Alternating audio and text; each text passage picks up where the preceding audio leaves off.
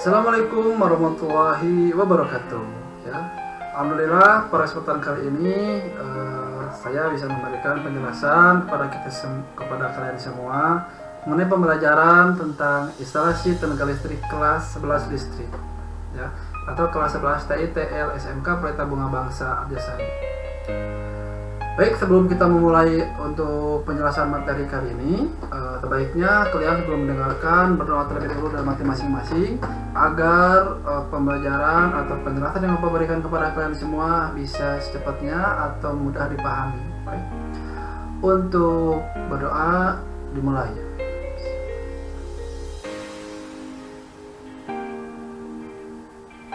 Nah, berdoa selesai. Oke, kita lanjut saja ke materi selanjutnya, yaitu adalah ke materi yang kedua ya.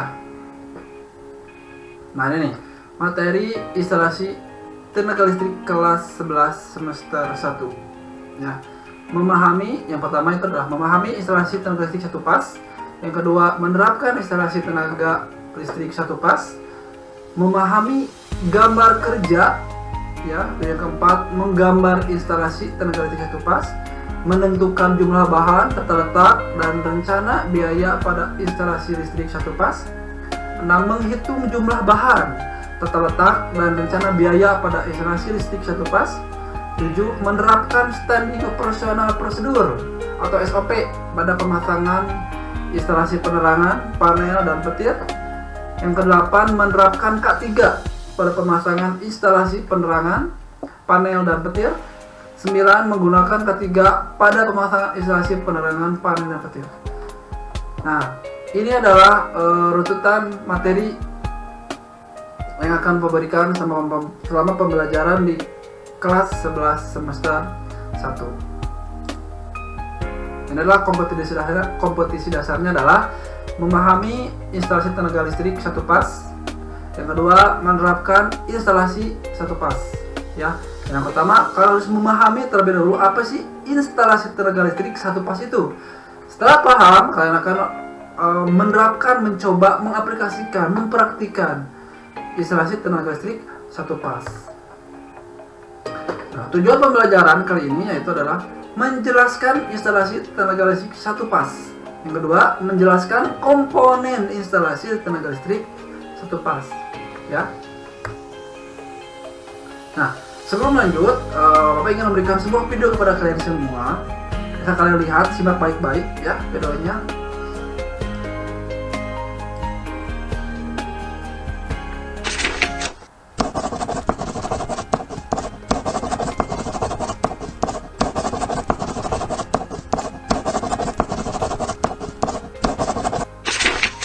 Oke, assalamualaikum warahmatullahi wabarakatuh. Jumpa lagi di channel ngelistrik.com. Jadi teman-teman, pada video kali ini saya akan coba menjelaskan bagaimana listrik bisa sampai ke rumah kita. Seperti yang kita ketahui bahwa keseharian kita tidak akan pernah terlepas dari yang namanya listrik. Mulai dari menonton TV, mencuci pakaian di mesin cuci, bermain game bersama kawan-kawan, atau hanya sekedar mencas handphone.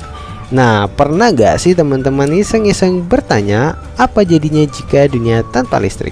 Jika dunia tanpa listrik, maka semuanya akan sangat gelap sekali, terutama pada malam hari. Dan kita tidak akan pernah nikmati peralatan-peralatan elektronik yang ada di rumah kita. Karena energi listrik begitu penting bagi kehidupan, maka tidak ada salahnya jika kita mencari tahu dari mana asalnya listrik yang kita nikmati ini. Dan semuanya berawal dari pembangkit listrik yang mengubah energi lain menjadi energi listrik. Contohnya ada PLTA atau pembangkit listrik tenaga air yang mengubah energi air menjadi listrik. Kemudian ada PLTD atau pembangkit listrik tenaga diesel yang memanfaatkan mesin diesel menjadi listrik. Lalu ada PLTU, pembangkit listrik tenaga uap yang mengubah energi uap menjadi listrik.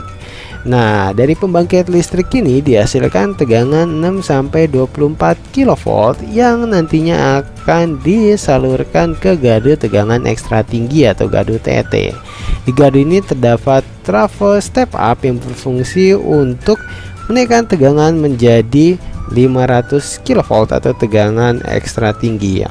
Alasan menaikkan tegangan menjadi ekstra tinggi ini agar listrik yang melewati perjalanan yang sangat jauh sekali bisa menurunkan rugi-rugi daya akibat perjalanan jauh tersebut. Dengan menaikkan tegangan listrik ini, maka arus menjadi turun dan juga nantinya kabel atau kawat penghantar pun menjadi lebih kecil sehingga bisa menjadi penghematan secara ekonomi. Selain itu, tegangan 500 kV ini akan masuk ke gardu tegangan tinggi yang di sana juga terdapat trafo step down. Di trafo step down ini tegangan diturunkan menjadi 150 kV. Alasan penurunan tegangan dikarenakan memang jarak sudah tidak terlalu jauh dan sudah banyak rumah-rumah penduduk sehingga memang tegangan perlu diturunkan agar menjadi lebih aman. Kemudian tegangan 150 kV ini masuk ke gardu induk untuk diturunkan lagi oleh trafo step down menjadi tegangan 20 kV atau tegangan TM.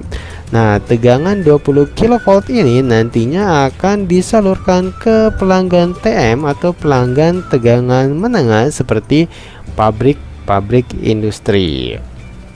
Selain disalurkan ke pelanggan TM, tegangan 20 kV ini nantinya juga akan masuk ke gardu distribusi yang biasanya berupa gardu tiang.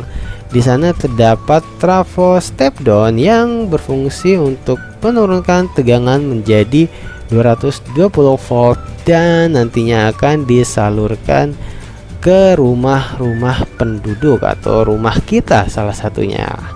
Oke teman-teman, saya pikir cukup sekian yang bisa saya sampaikan tentang bagaimana listrik bisa sampai ke rumah kita. Dan nah, itu adalah video penjelasannya. Oke. Nah, setelah kalian memperhatikan video tersebut, mari kita lanjut untuk penjelasan selanjutnya. Nah, jenis instalasi listrik. Ya, menurut jaringan listriknya itu adalah jaringan listrik 3 pas dan jaringan listrik 1 pas, ya. Dan menurut pemakaian atau jenis arusnya, instalasi listrik arus searah atau DC, ya. Terus instalasi listrik arus bolak-balik atau AC, ya. Nah, generator 3 pas menghasilkan listrik 3 pas yang digunakan untuk perangkat 3 pas dan 1 pasar, ya. Nah, bisa kita perhatikan di sini. Ini adalah sebuah generator, ya, rotasi seperti ini, searah berputar searah jarum jam, ya. Nah, generator ini adalah 3 pas yang menghasilkan listrik 3 pas juga. Mana listrik 3 pasnya? Yang pertama ini adalah line 1 yang berwarna merah, yang kedua line kuning, ya, yang berwarna kuning, line 2-nya, terus yang ketiganya line berwarna biru, line 3 garis, ya, line itu garis jalur, dan ini adalah netralnya yang berwarna dengan hitam. Nah, biasanya penggunaan listrik 3 pas itu adalah penggunaan untuk mesin-mesin yang menggunakan motor listrik. Nah, contoh seperti ini. Ini motor listrik ini adalah motor listrik yang difungsikan untuk menggerakkan beban pada setiap mesin, ya, membutuhkan listrik 3 pas. Sedangkan yang listrik 1 pasnya itu adalah untuk penerangan atau instalasi di dalam rumah kita, ya. Nah, contohnya kita bisa mengambil contoh misalkan untuk yang lampu, kita bisa ngambil dari listrik garis line 2, ya. Terus yang stop kontak bisa menggunakan line 1. Nah, ini sebelum dimasukkan ke setiap beban, biasanya dimasukkan dulu ke PHB, ya, panel hubung bagi atau papan hubung bagi. Nah, seperti itu. Next. Baik. Nah, selanjutnya adalah jenis-jenis instalasi listrik. Menurut tegangan yang digunakan, yang pertama itu adalah jaringan tegangan rendah, ya, atau JTR yang sering kita dengar pada istilah dunia per-PLN-an, ya. JTR itu adalah jaringan tegangan rendah. di mana tegangannya itu adalah 220 volt sampai 380 volt ya. Terus ada jaringan tegangan menengah atau JTM ya. Itu dari 220 sampai 380 ke 20 kilovolt ya, 20 kilovolt. Terus ini adalah yang ketiga, jaringan tegangan tinggi atau SUTT, saluran udara tegangan tinggi ya, seperti itu tuh. Nah, di sini lebih dari 70 kilovolt sampai 150 kilovolt. Ya, ini untuk SUTT, saluran udara tegangan tinggi ya. Terus yang keempat, jaringan tegangan ekstra tinggi atau yang sering kita dengar dengan nama SUTET, saluran udara tegangan ekstra tinggi, itu melebihi dari 500 kilovolt ya. Oke, selanjutnya, sistem instalasi listrik satu pas, instalasi penerangan satu pas. Yang kedua, instalasi tenaga satu pas. Satu pas terdiri dari 3 buah kabel. Yang pertama, kabel pasak merupakan sumber listrik ya. Kabel inilah yang membawa tegangan dari pembangkit tenaga listrik.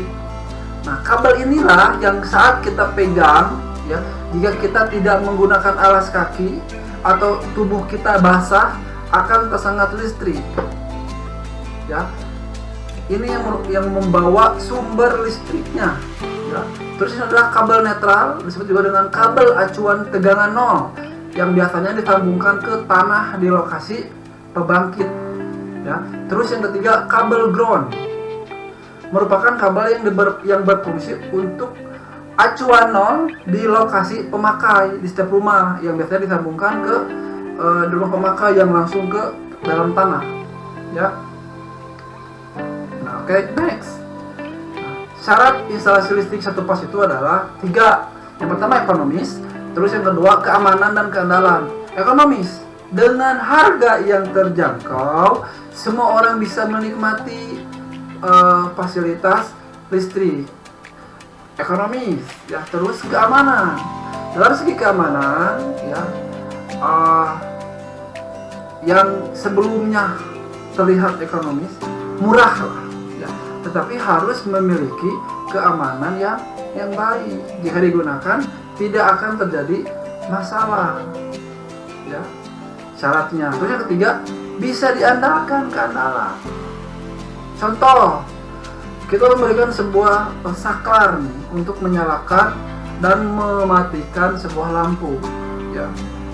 Saklar tersebut harus mampu diandalkan. Jangan ketika kita membeli 1 sampai 3 hari saklar tersebut sudah rusak ya.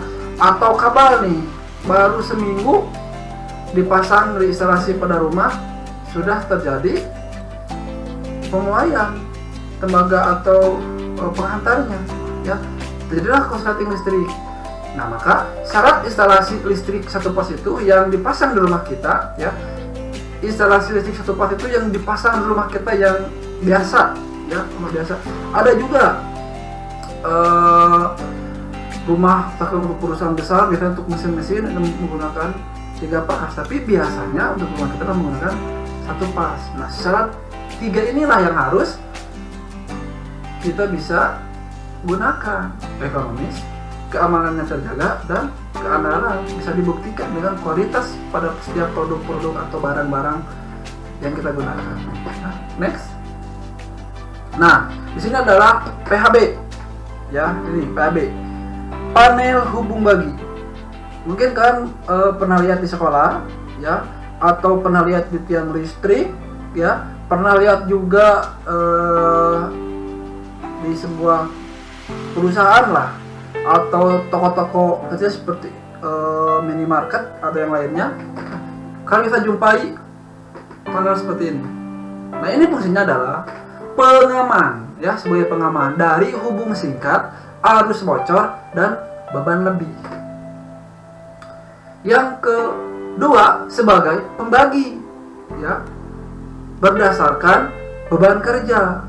Misalkan rumah kita nih ada 3 lantai, ya, kita gunakan yang 3 pas.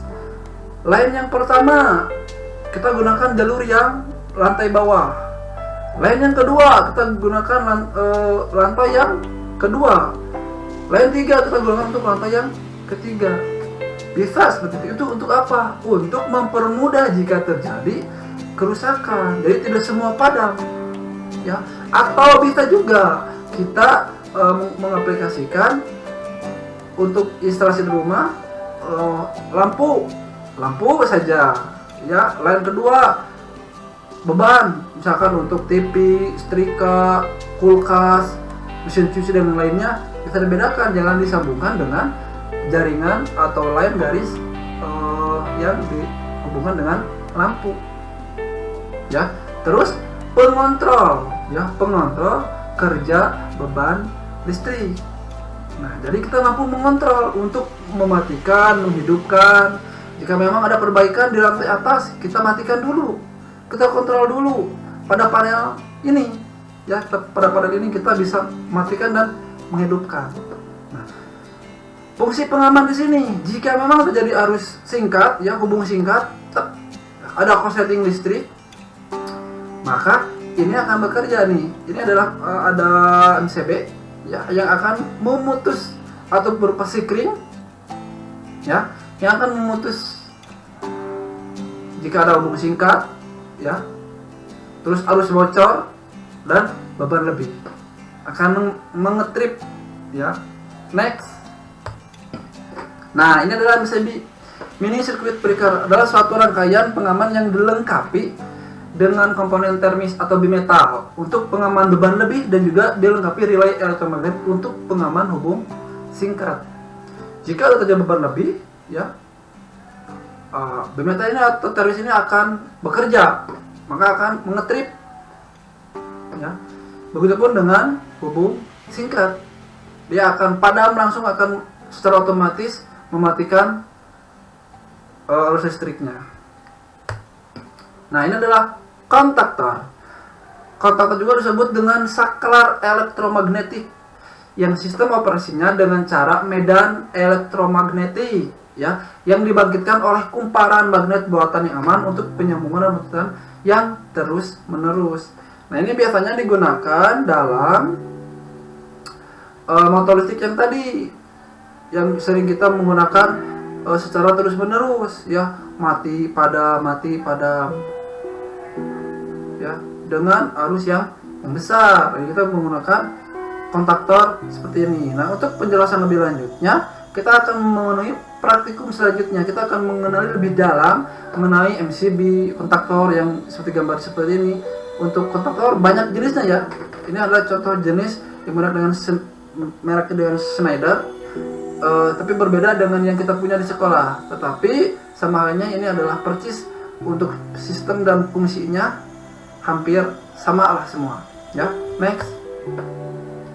Nah, ini adalah push button atau tombol tekan. Komponen kontrol yang cukup berfungsi. Alat ini bisa kita jumpai pada panel listrik, ya.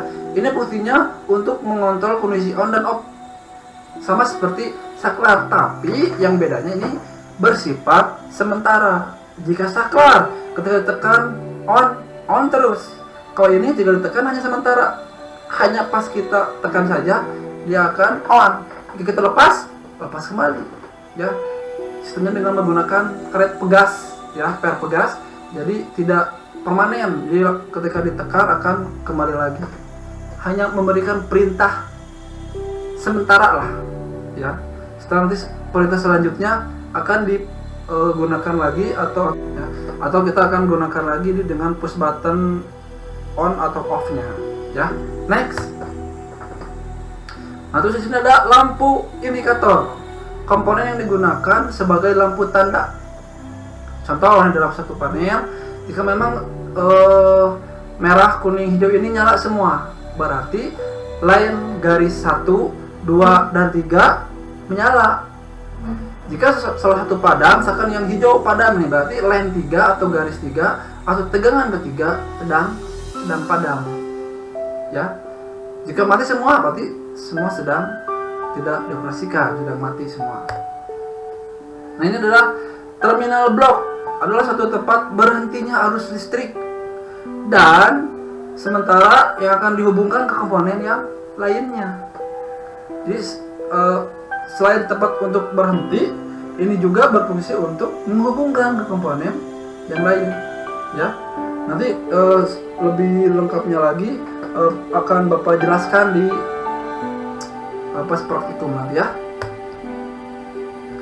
Nah, ini adalah MCCB, Mode Case Circuit Breaker, salah satu alat pengaman yang dalam proses operasinya dua fungsi, yaitu sebagai pengaman dan sebagai alat untuk penghubung.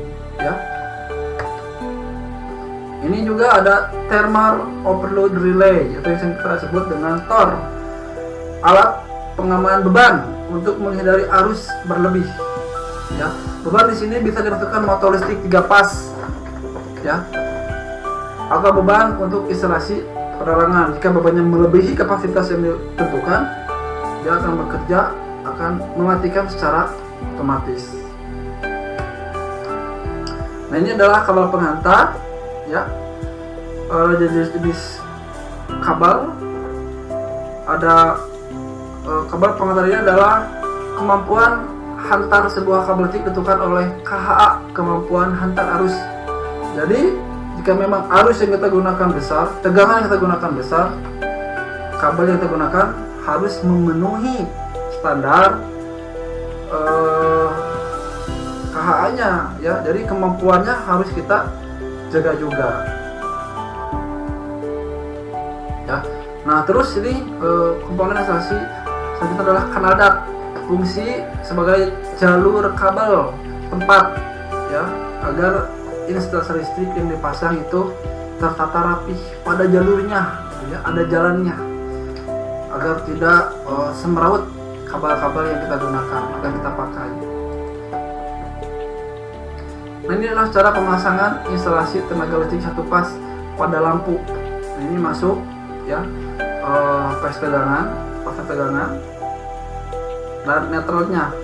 Kalau yang pasang masuk ke MCB atau yang sering kita sebut dengan sikring, ya, atau bisa disebut juga ke PHB, ya, untuk lem pertama. Bisa kita lihat, kita masuk ke sini, masuk ke saklar, masuk ke lampu tunggal. Yang kedua untuk menyalakan lampu yang kedua, dan satu lampu diberi netral. Nah, untuk yang ini kita nanti akan coba untuk praktikum, ya. Kita akan coba praktikan.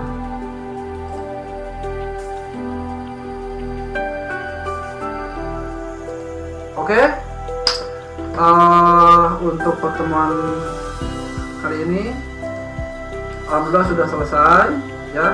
Untuk pertemuan ketiga nanti kita akan coba praktikum, ya. Jadi kalian nanti akan disuruh ke sekolah untuk melakukan praktek di lab listrik giliran dengan kelas 12. Jadi siapkan kalian untuk mempersiapkan dirinya agar kalian siap untuk mengikuti praktikum dengan catatan menjaga protokol kesehatan, ya. Alhamdulillah, mudah-mudahan penjelasan kali ini bisa bermanfaat bagi kita semua, khususnya bagi Bapak yang memberikan materi kepada kalian semua. Jadi Bapak harap tetap kalian jaga kesehatan, jaga imunitas tubuh, jangan terlalu banyak begadang, ya, kurangi bermain gamenya, dan terus belajar. Jangan sampai Indonesia kehilangan generasi muda yang baik. Ya, tentunya Bapak mengharapkan kualitas pelajar yang ada di SMK PBB ini menjadi siswa yang unggulan, kreatif, inovatif, cerdas, mempunyai wawasan yang tinggi, ya, dan mudah-mudahan bisa mengharumkan nama sekolah dan keluarga. Terima kasih. Saya Revina Putra. Wassalamualaikum warahmatullahi wabarakatuh.